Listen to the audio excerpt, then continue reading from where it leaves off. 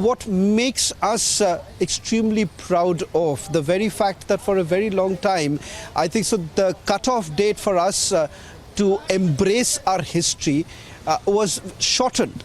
And we did not want to perhaps date back to the years where one would say that our civilization depicted that rich traditions, and those traditions are somewhere down the line are now finally being recognized, and rightfully so.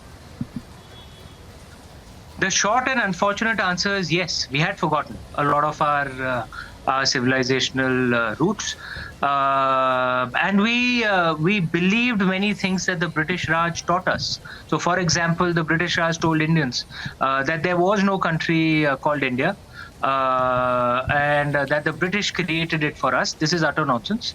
The political nation state of India may be recent, but the civilization of India was around for millennia.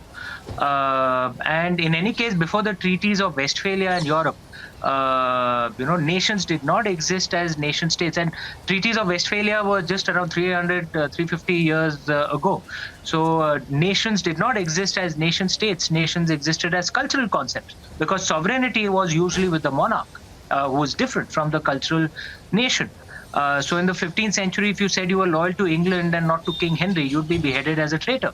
The French may have ruled England for some time, 1,000 years ago. That doesn't mean that England as a nation didn't exist. It was still English. It just happened to be ruled by the French. That's all. So nations were cultural concepts, not political or nation-state concepts prior to the treaties of Westphalia. So the question is, did India exist as a cultural nation millennia ago? The answer is yes. Read the Vishnu Puran. It says Uttaram yat samudrasya himadraschaiva dakshinam varsham tada bharatam nama bharati yatra santatihi. Vishnu Puran is at least 2,500 years old, at the minimum, perhaps a lot older. And the translation of the Sanskrit line that I just told you is that north of the ocean and south of the Himalaya lies the nation of Bharat, and there live the descendants of Bharat.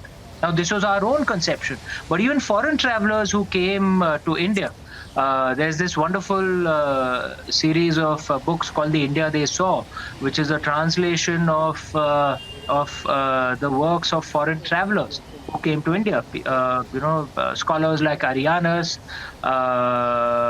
various others who had come to India, and you read their travelogues. They are very clear that this is one nation. This was India. When Buddhists from Sri Lanka came to Kanchi, which was in Tamil Nadu, they said that we have come to the blessed land of Bharatvarsha, where Gautam Buddha was born. Gautam Buddha, I'm sure you're aware, was born on the India-Nepal border, and Kanchi in Tamil Nadu was much closer to Sri Lanka. But when Buddhists from Sri Lanka, and this was what, 1800, 2000 years ago, when they came to Tamil Nadu, they were clear. They have landed in Bharat, the same land where Gautam Buddha was born, and they recorded it. Yes, we were one nation.